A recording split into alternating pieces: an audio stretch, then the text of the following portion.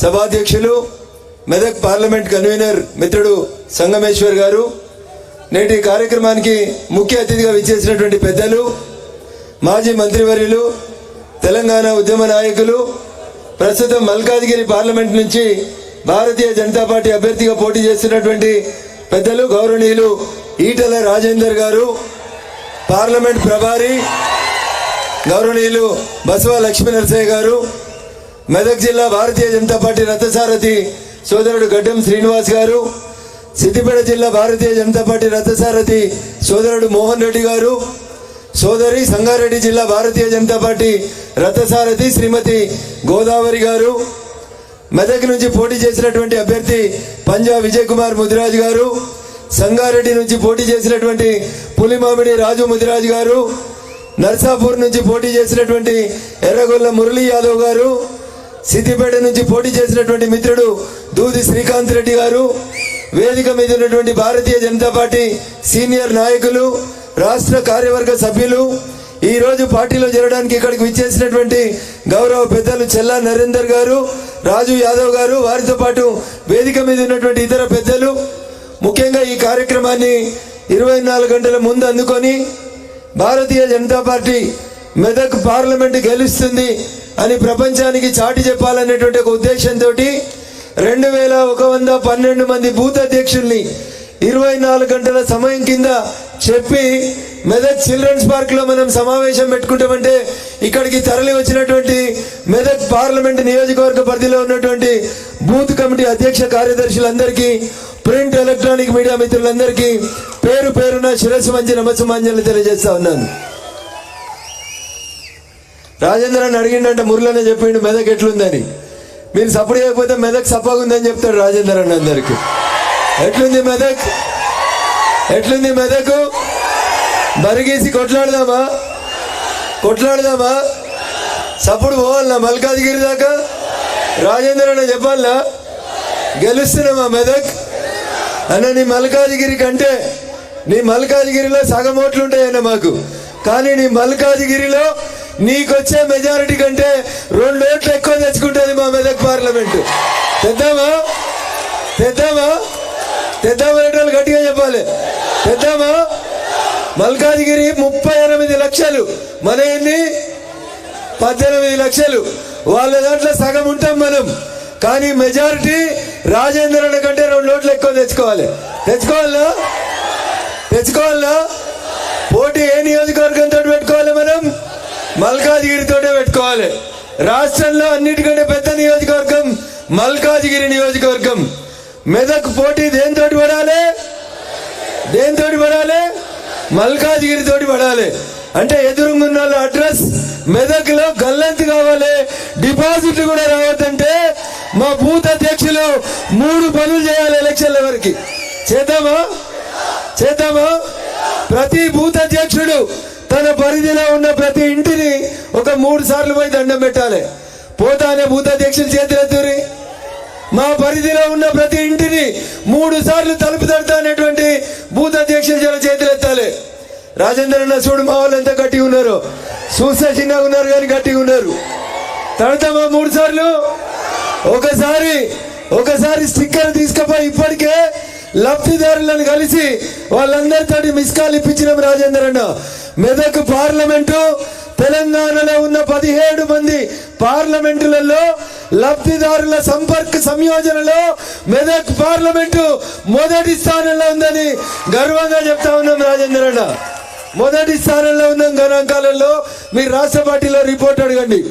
ఇప్పటికే ప్రతి లబ్ధిదారుని ఇంటికి పోయి వారి డోర్కి ఒక స్టిక్కర్ అతికించి ఇది నరేంద్ర మోడీ గారి నుంచి మీ ఇంటికి లబ్ధి చేకూరుతుంది అని మీరందరూ కలిసి చెప్పిరా చెప్పలేదా? చెప్పినామా చెప్పలేదా? ప్రతి ఇంటికి స్టిక్కర్ వేసినామా లేదా? ఏమొస్తుంది ప్రజల నుంచి స్పందన? ఏ పార్టీ వాళ్ళైనా ఒకటే మాట చెప్తున్నారు, ఈసారి ఓటు ఎటు పడుతుంది? ఎటు పడుతుంది? నరేంద్ర మోడీ గారికి ఓటేస్తామని చెప్తారు. ఎవరికి ఓటేస్తారు? ఏ పార్టీ వాళ్ళైనా, కాంగ్రెస్ వాళ్ళైనా, కమ్యూనిస్ట్ వాళ్ళైనా, ఆఖరికి బీఆర్ఎస్ వాళ్ళు కూడా ఏమంటారు? అన్న మా బీఆర్ఎస్ పని అయిపోయింది. బీఆర్ఎస్ అనేది ఓ టైటానిక్ పడవ లాంటిది, పడవకు రంధ్రం పడ్డది, సారికి అర్థం కాలేదు. 3 ఏళ్ల కింద దుబ్బాకలో రంధ్రం కొట్టినాం టైటానిక్ పడవకి. కొట్టినమా రెండో రంధ్రం హుజురాబాద్ లో కొట్టినమా. కానీ సార్ గట్ల 10వ అంతస్తులో స్టీమర్ మీద ఉన్నాడు, లోపలికి నీళ్ళు వస్తున్నాయనేది కనబడలేదు. కనబడ్డదా? ఎప్పుడు కనబడ్డాయి? మొన్న కనబడ్డాయి చలికాలంలో. సార్ కిందికి వచ్చే వరకు పడవ ఏమైంది? నడి సముద్రంలోకి వచ్చింది. ఎన్ని మోటార్లు పెట్టినా, కాళేశ్వరం బాహుబలి పంపులు పెట్టినా నీళ్లు బయటికి పోలే. ఫలితం ఏమైంది? ఫలితం ఒకటి ఉండే అని చెప్పుకుందాం ఇంగ్లీష్ సినిమాల్లో. 500 ఏళ్ల కింద ఓ పడవ నడి సముద్రంలో మునిగింది. ఏంది దాని పేరు? ఇవాళ తెలంగాణ రాష్ట్ర రాజకీయాల్లో పార్లమెంట్ ఎన్నికల తర్వాత మునిగిపోయే పడవ ఏం పడవ? టిఆర్ఎస్ మునుగుతుందా? టిఆర్ఎస్ బిఆర్ఎస్ అయినప్పుడే దానికి ప్రజలు సిఆర్ఎస్ ఇచ్చిరు, కంపల్సరీ రిటైర్మెంట్ స్కీమ్ ఇచ్చి. సారు చంద్రశేఖర్ రావు గారు నువ్వు పోయి ఫామ్ హౌస్ లో కూర్చో అని చెప్పిరా చెప్పలేదా? మెదక్లో ఓడిపోయిరా లేదా?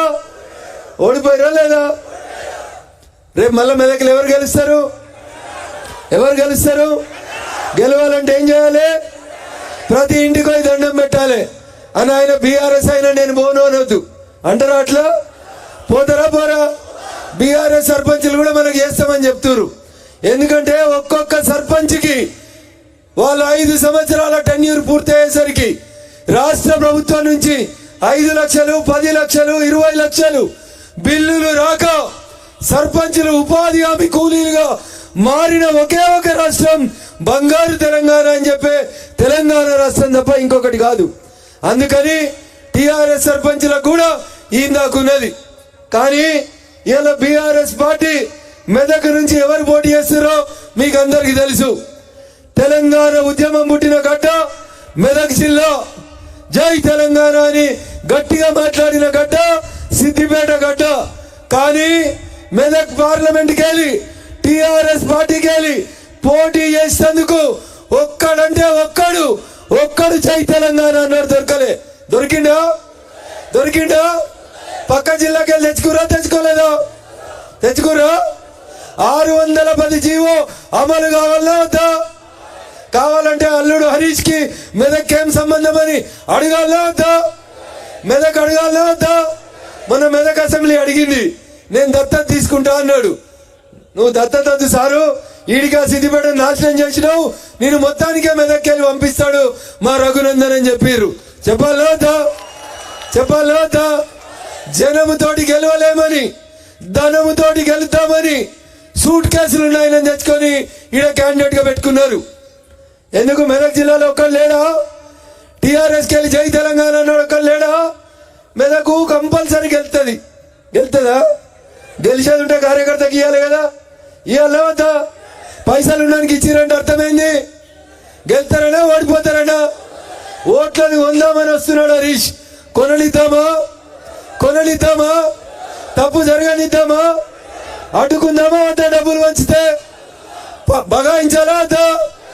ఎక్కడికక్కడ ఉరికించి కొట్టాలి. కొడదామా వద్దా?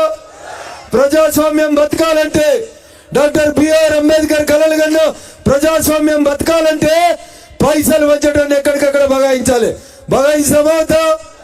పైసలు వంచలిస్తారా? ఎట్టి పరిస్థితుల్లో కూడా జరగవద్దు. గత 10 సంవత్సరాలుగా ప్రభుత్వ ఉద్యోగులని పోలీసు వాళ్ళని అడ్డం పెట్టుకొని ఊర్లలో డిఆర్డిఏ సర్ఫ్ ఉద్యోగులతోటి పైసలు వచ్చి సిద్దిపేటలో నాకు తిరుగులేదని చెప్తుండే హరీష్ రావు అనేటోడు.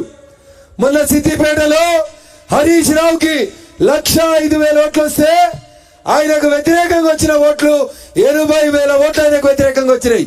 ఎన్ని వచ్చినాయి? ఇలా మనం చెప్పాలి, సిద్దిపేటకెళ్ళి హరీష్ రావును బీట్ చేసేటువంటి ఓట్లు ఏ పార్టీకి వస్తాయి? ఆయన అసెంబ్లీకి పోటీ చేస్తే 4 రోజులు నియోజకవర్గానికి రాలే. కానీ ఇలా మెదక్ పార్లమెంట్కి ఎన్నికలు అవుతుంటే రఘునందన్ సిద్దిపేటలో తిరుగుతుంటే హరీష్ రావు కాళ్ళ కింద భూమి కదులుతుంది.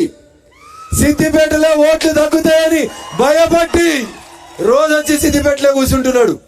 రోజు 10,000 మందికి టెలిఫోన్ కాన్ఫరెన్స్ కాల్ పెట్టి ఇది నా గడ్డ, నన్ను కాపాడుండ్రి, రఘునందన్ కంటే ఒక్క ఓటు తక్కువ వచ్చినా వాడు నన్ను తన్ని కరీంనగర్ కొడతాడని దండం పెట్టుకుంటూ తిరుగుతున్నాడు. 610 జీవో అమలు చేయాలన్నా వద్దా? 317 జీవో తెచ్చి సిద్దిపేట టీచర్లని నారాయణ ఖేడ్కు పంపిన హరీష్ అన్నట్టు ఆయనను సిద్దిపేటకి వెళ్ళి కరీంనగర్ పంపాలన్నా వద్దా? పంపాలన్నా వద్దా? ఎవరి చేతులు ఉంది అది? ఎవరి చేతిలో? మీ చేతులు ఉంది. సిద్దిపేటలో అసెంబ్లీ ఎన్నికల్లో హరీష్ రావుకి వచ్చిన దానికంటే 4 ఓట్లు ఎక్కువ తెచ్చుకుంటే ఆయన్నే సిద్దిపేట ఇడిచిపెట్టి పోతాడు. పంపాలన్నా వద్దా? ఏం చేస్తారు శ్రీకాంత్ గారు? పంపుతారా ఉంచుకుంటారా? పంపుతారా? మోహన్ రెడ్డి గారు పంపుతారా ఉంచుతారా? గట్టిగా చెప్పాలి. పంపుదామా ఉంచుదామా? వాళ్ళకున్న ఒకే ఒక అహంకారం, డబ్బు అహంకారం, పైసలు తప్ప ఇంకేం లేవు. వెంకట్రామరెడ్డి అన్నట్టు ఆయన వచ్చిండు బీఆర్ఎస్కి వెళ్ళి పోటీ చేస్తా అని. సార్ మాట్లాడమంటే మస్తు ముచ్చట చెప్తున్నాడు. ఏం చెప్పిండు? వెనుకడికి రాజశేఖర రెడ్డి దగ్గర సూట్ కేసులు మోసిండు, కాంగ్రెస్ ముఖ్యమంత్రుల సూట్ కేసులు మోల్చిండు. తర్వాత టీఆర్ఎస్ ముఖ్యమంత్రి అయిన తర్వాత ఆయన కాళ్ళు మొక్కి అడ్డదారిలో ఎమ్మెల్సీ పదవి తెచ్చుకున్నాడు. ఎన్నడైనా ఆయన ఎమ్మెల్సీ ఒకసారి మన ఊర్లలో చెప్పాలి. 2021 సంవత్సరంలో వెంకట్రామరెడ్డి గారు ఎమ్మెల్సీ అయినరు. ₹1 ఖర్చు లేదు. గౌరవనీయులు సిరిపూర్ కాగజ్ నగర్ శాసనసభ్యులు పెద్దలు పాల్వాయి యతీష్ గారు ఇప్పుడే వేదిక మీదకి రావడం జరిగింది. వారికి వేదిక నుంచి స్వాగత సుమాంజలి తెలియజేస్తా ఉన్నాం. 2021లో వెంకట్రామరెడ్డి గారు అనేటువంటి కలెక్టర్ సకుటుంబంగా చంద్రశేఖరరావు గారికి సాష్టాంగ దండం పెట్టి ₹1 ఖర్చు లేకుండా 2021లో ఎమ్మెల్సీ అయిండు. ఎప్పుడైండు? 21లో అయిండు. 21 పోయింది, 22 పోయింది, 23 పోయింది. ఇలా ఏడున్నాం? 24లో ఉన్నాం. ఇవాళ వచ్చి చెప్తున్నాడు ఏం చేస్తాడట? సార్కి వెళ్తే 100 కోట్లు పెట్టి స్కూళ్ళు పెడతాడంట, 100 కోట్లు పెట్టి దవాఖానాలు కడతాడంట. ఒకసారి మనం ఊర్లలో అడగాలి. టీఆర్ఎస్ వాళ్ళు వచ్చినప్పుడు, వెంకట్రామరెడ్డి వచ్చినప్పుడు అడగాలి.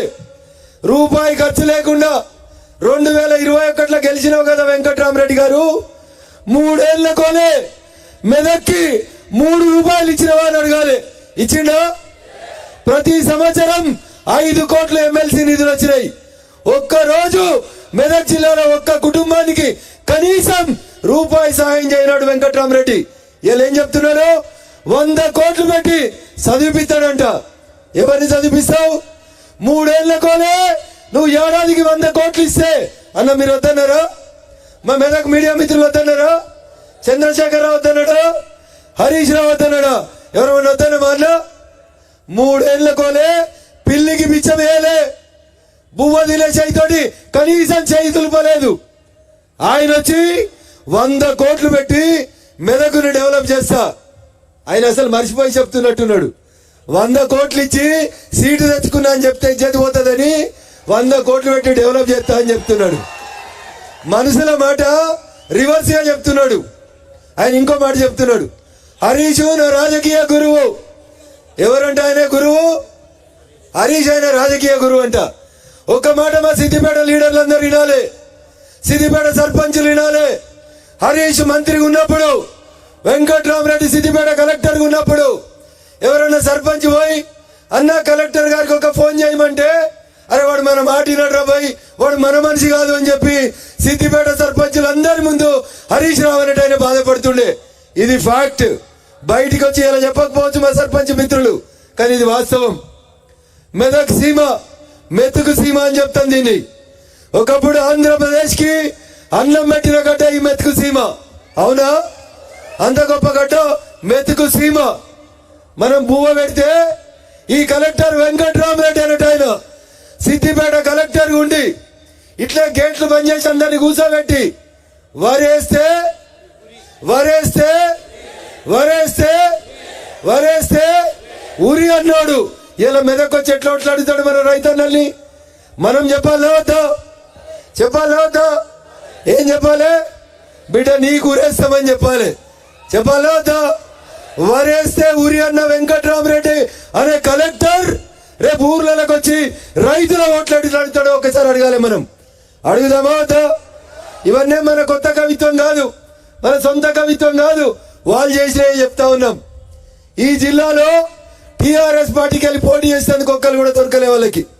ఇక కాంగ్రెస్ గురించి నేను మాట్లాడితే నా నోరు ఖరాబ్ అయినట్టు అవుతుంది. ఎందుకంటే నిన్న రేవంత్ రెడ్డి పాపం ముఖ్యమంత్రి గారు కొడంగల్ పోయినరు. యాడికి పోయినరు? యాడికి? కొడంగల్కు. ఏమంటాడు ముఖ్యమంత్రి? నా మీద కుట్ర జరుగుతుంది. ఏం జరుగుతుంది? ముఖ్యమంత్రి మీద ఎవడైనా కుట్ర చేస్తాడా అన్న? చేస్తాడా? ముఖ్యమంత్రి ఏం చేయొచ్చో చంద్రశేఖరరావు ప్రపంచానికి చెప్పిండా చెప్పలేదా? అల్లుని ఫోన్ వినొచ్చు, కోడలు ఫోన్ వినొచ్చు, మంది కొంపలు కూల్చొచ్చు. చెప్పిండా చెప్పలేదా? మరి గంత నెట్వర్క్ ఉన్న రేవంత్ రెడ్డి వచ్చి నాకు కొడంగల్లో కుట్ర జరుగుతుంది అంటాడు. అంటే ఏంది? కాడి కింద పెట్టిండా సారు? పెట్టలేదా? మరి మెదక్లు ఉందా కాంగ్రెస్? ఇంకా మెదక్లో కాంగ్రెస్ ఉందా? ఎవరున్నారు కాంగ్రెస్ లో? కాంగ్రెస్ అభ్యర్థి ఎవరు? ఆయన్నే చెప్పిండు ఏడ్చుకుంటా. ఏమని? కాంగ్రెస్ మోసకారి పార్టీ, కాంగ్రెస్ కోట్లేయొద్దని. కావాలంటే వీడియోలు అందరికి చూపెట్టుర్రి, నేను చెప్పలేదు. ఇంకో పేరు చెప్పిండు, కులం పేరు చెప్పిండు. ఆ కులపోళ్ళు ఎవరు కూడా కాంగ్రెస్ కోటేయొద్దు అని చెప్పిండు. సంవత్సరంలో 4 పార్టీలు మారొచ్చిండు. ఇలా కాంగ్రెస్ పరిస్థితి ఆలోచించాలి. 25 ఏళ్ళైంది మెదక్ పార్లమెంటులో కాంగ్రెస్ ఏ రోజు గెలవలే. ఎన్ని రోజులైంది? 25 ఏళ్ళైంది మెదక్ జిల్లా ప్రజలు కాంగ్రెస్ ని మర్చిపోయి. ఇవాళ మెదక్ ప్రజలు కాంగ్రెస్ కోటేస్తారా? ఒక్కసారి ఆలోచించాలి దయచేసి. కేసీఆర్ గారి పరిస్థితి ఎట్లుంది? నిన్న ఉగాది నాడు ఎవరు వస్తలేరని మా దుబ్బాకోళ్ళందరినీ పిలిచిరట. Important meeting. ఒక్కడుంటే సార్కు పిచ్చి లేచిపోతుందంట ఫామ్ హౌస్ లా. అందుకని రాండ్రి అని సెల్ఫీలు దిగిరంట. ఏం దిగిర్రు? మా దుబ్బాకోళ్ళు అనుకుర్రంట సారు మంచి బచ్చాలు పెడతాడు, మంచి పచ్చడి పోతాడు అని పోతే పచ్చి మంచి నీళ్ళు కూడా ఇవ్వలేదంట అక్కడ. ఎవరినైనా అడుగురు, అబద్ధం చెప్తున్నాడేమో. ఇది వాస్తవం. ఫోటోలు దిగమంటే చాలా మంది అన్నారంట. ముఖ్యమంత్రి అన్న 10 ఏళ్లలో ఒక్కరోజు కూడా గేట్ లోపలికి రానియకపోతే వారి ఇవాళ నీ ఫోటో ఎందుకు, నువ్వెందుకు, నువ్వు ఎప్పుడు జైలుకు పోతావో తెలియని పరిస్థితులలో నీ బొమ్మ మాకెందుకు అని చెప్పిరంట. అల్లుడు హరీష్ రాండ్రి అని ఫోన్ చేస్తే ఏమిస్తారు అని పోయిర్రు. ఏమిచ్చిర్రు? ఏమి ఇవ్వకపోతే అందరికి తిక్క ఉట్టుకొచ్చి ఈ కాలువకు వండిన ఈ మామిడి తోట మొత్తం ఖాళీ చేద్దామని అందరు మనిషికి 2 మామిడికాయలు తెంపుకొని పోయిర్రు. ఫామ్ హౌస్ మొత్తం ఖాళీ చేసిర్రు. ఇది టీఆర్ఎస్ పార్టీ పరిస్థితి. అందుకని దయచేసి ఒకటి ఆలోచించారు మీరు. రేవంత్ రెడ్డి గారు 3 నెలలకే కాడి కింద పెట్టిండు. చంద్రశేఖరరావు గారు ఫామ్ హౌస్ కి జనం రాక గోసపడుతున్నాడు. వీళ్ళంతా మనం తల దించుకునేలాగా పాలిస్తున్నారు. కానీ నరేంద్రుడి నాయకత్వంలో భారతదేశం ప్రపంచంలో ఐఎమ్ ఎన్ ఇండియన్ అని ప్రపంచం నలుమూలలా చెప్పుకునే రీతిలో నాటి నరేంద్రుడు కలలు కంటే ఈ రోజు ఈ నరేంద్రుడు భారతదేశ కీర్తి ప్రతిష్టల్ని ఆబుదాబి పోయినా, ఆడిలైడ్ పోయినా, అమెరికా పోయినా, ఆస్ట్రేలియా పోయినా ఐఎమ్ ఎన్ ఇండియన్ అని గర్వంగా చెప్పుకునే రీతిలో మన దేశ కీర్తి ప్రతిష్టల్ని పెంచిన నాయకుడు గౌరవనీయులు నరేంద్ర మోడీ గారు. మన తలెత్తుకునే చేసిన నరేంద్ర మోడీ గారికి ఇద్దామా? కోడలు ఫోను, కొడుకు ఫోను, అల్లుడి ఫోన్ తలకాయ దీనిచ్చుకునేలా చేసిన చంద్రశేఖరరావు గారి బీఆర్ఎస్ కోటేద్దామా? ఒక్కసారి మనం ప్రజలను అడగాలి. ఎవరికేద్దాం? ఎవరికేయాలి? రఘునందన్ అనేటోడు భారతీయ జనతా పార్టీ కార్యకర్తగా నరేంద్ర మోడీకి మెదక్ జిల్లా ప్రజలకు మధ్యన వారధిగా ఉండడానికి పార్టీ నాకు ఒక అవకాశం ఇచ్చింది. అందుకని దయచేసి కార్యకర్తల అండనే, కార్యకర్తల కష్టమే శ్రీరామ రక్షగా ఇక్కడి నుంచి ఢిల్లీ దాకా ఎదుగుతున్నటువంటి పార్టీ భారతీయ జనతా పార్టీ. ప్రపంచంలో ఉన్న ఏ సర్వే అయినా ఎవరు ప్రధానమంత్రి అవుతారంటే ఏం చెప్తున్నారు? ఎవరు ఎన్నోసారి అబ్కి బార్ 400 ఎంపీలతోటి నరేంద్రుడు జూన్ 5 లేదా 6న ప్రమాణం చేయబోతున్నాడు.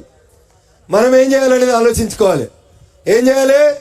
ఆ 400లలో మెదక్ ఎంపీ ఉండాలా వద్దా?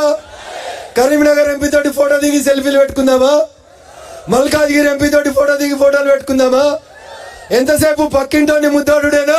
మనం గెలవాలా వద్దా? ఊకే పక్కింటికి పోతే పంచాయతీ అవుతుందా కాదా? అవుతుందా కాదా? మెదక్ పౌరుషం చూపెట్టాలా వద్దా? చూపెడదామా లేదా? రాజేంద్ర అన్న గట్టి బలంతో పోయి చెప్పేటట్టు చేయాలి. చేద్దామా వద్దా? మెదక్ గెలుస్తున్నామా? సపోర్ట్ తక్కువ వస్తుంది అంటుండ్రు రాజేంద్ర అన్న. గెలుస్తున్నామా? ప్రతి ఇంటికి స్టిక్కర్ వేద్దామా? ప్రతి వ్యక్తిని కలుద్దామా? ఏ పార్టీ ఉన్నైనా ఓట్లు అడుగుదామా? ప్రతి ఇంటికి 4 సార్లు పోదామా? దండం పెడదామా? ఎలక్షన్ల రోజు పొద్దుగాల 6 గంటలకు లేచి స్నానం చేసి ముందు అమ్మా నాన్న కాళ్ళు మొక్కి ముందు మన పార్టీ ఓటేమని వాళ్ళని తోలుకపోదామా? 10 గంటల లోపు ఓటు. ప్రతి ఓటు ఎవరికి ఓడాలి? కాబట్టి ముందుగా పడేయని బీజేపీకి పడితే తర్వాత వచ్చిన వాళ్ళంతా దేనికి ఎత్తారు? అలా ఏలు ఒత్తితే దేని మీద పడుతుంది? అన్ని గుర్తులు పువ్వు గుర్తు మీదనే ఏలు ఒత్తితే ఏం కనబడుతుంది? వెనకాల వచ్చిన వాళ్ళకి అందరు పువ్వుకే ఒత్తినట్టురు, నేను కూడా దానికే ఒత్తుదామని ఒత్తుతారు. అవునా? అందుకని సంతకం పెట్టొచ్చిన వాళ్ళు కూడా ఇంకు పాడి మీద ఏలు ముద్ర వేసి పోయి అదే ఏలు నోట్లే ఒత్తితే నీ గుర్తు మీద మళ్ళీ అక్కడే రీసౌండ్ వస్తుంది, నీ గుర్తు మీద అక్కడ ఇంకు కనబడుతుంది. వెనకాల వచ్చిన వాళ్ళు ఏమనుకుంటారు? అరే అందరు అటే వేసిర్రు, నేను కూడా ఎటేయాలి? ముంగట నాగలు ఎటుపోతే వెనుక నాగలు అటే పోతుందా? అందుకని పొద్దుగాల 6 గంటలకు లేస్తామా? ఓటు మనమే వేస్తామా? ముందుగాల మన కుటుంబ సభ్యులను ఒప్పించుకుందామా? ఇది పోలింగ్ అధ్యక్షునిగా మీరందరూ చేయాల్సినటువంటి పని. చేస్తామనే బూత్ అధ్యక్షులు చేతులెత్తూరి చేస్తారా? తప్పకుండా చేస్తామా? దుబ్బాక ఉప ఎన్నికల్లో ఇట్లే పనిచేసారు మా కార్యకర్తలు. పొద్దుగాల 6 గంటలకి అందరు తల్లిదండ్రుల్ని లేపి దండం పెట్టి 7 గంటలకు లైన్లో నిల్చురు. మొట్టమొదట పడ్డ ప్రతి ఓటు ప్రతి స్టేషన్ లో దేనికి పడ్డది? పువ్వు గుర్తుకే పడ్డది. అందుకని ఆ రోజు అంత గొప్ప రిజల్ట్ ని దుబ్బాక ఉప ఎన్నికల సందర్భంగా తెచ్చుకున్నాం. చివరిగా ఒక విజ్ఞప్తి, పెద్దలు చాలా మంది మాట్లాడాల్సిన వాళ్ళు ఉన్నారు.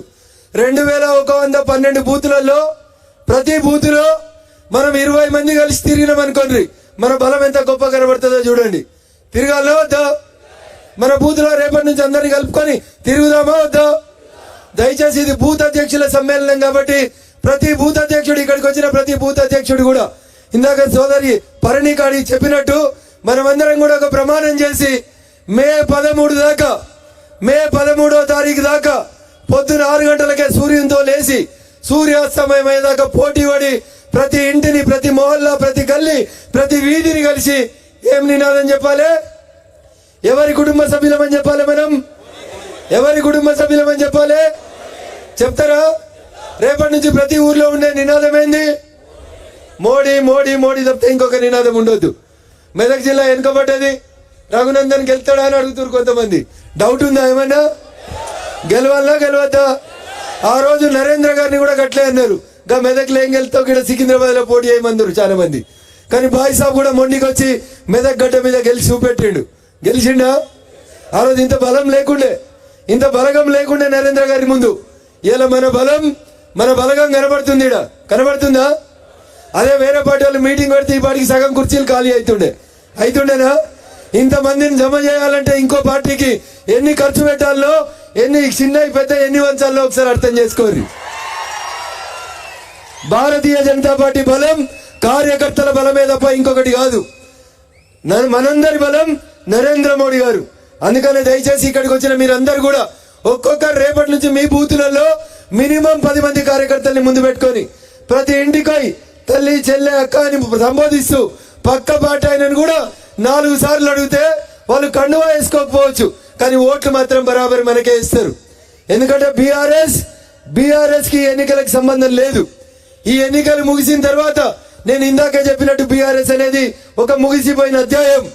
17 పార్లమెంట్లలో ఒక్క పార్లమెంట్ కూడా గెలవకుండా బీఆర్ఎస్ ని ఆపాలా వద్దా? అది ఈ ఘట్ట నుంచే మొదలు కావాలని చెప్పి నేను మీ అందరినీ కూడా సవినయంగా విజ్ఞప్తి చేస్తూ, 1 స్టిక్కర్, 2 పాంప్లెంట్, 3 ప్రతి బూత్ని ప్రతి ఇంటిని కదిలించి నరేంద్ర మోడీ గారి నాయకత్వాన్ని బలపరచమని చెప్పి పోయినసారి 303 వచ్చినాయి. ఈసారి ఎన్ని వస్తాయి? 404 వస్తాయి. వస్తాయా రావా? తెద్దామా వద్దా? జై హింద్, జై భారత్. ఇంత గొప్పగా ఈ సమావేశాన్ని నిర్వహిస్తున్నటువంటి బూత్ అధ్యక్షులందరికీ కూడా మరొకసారి శిరస్సు వంచి నమస్సుమాంజలు తెలియజేస్తూ, చివరికి ఒక సూచన, ఈ నెల 18వ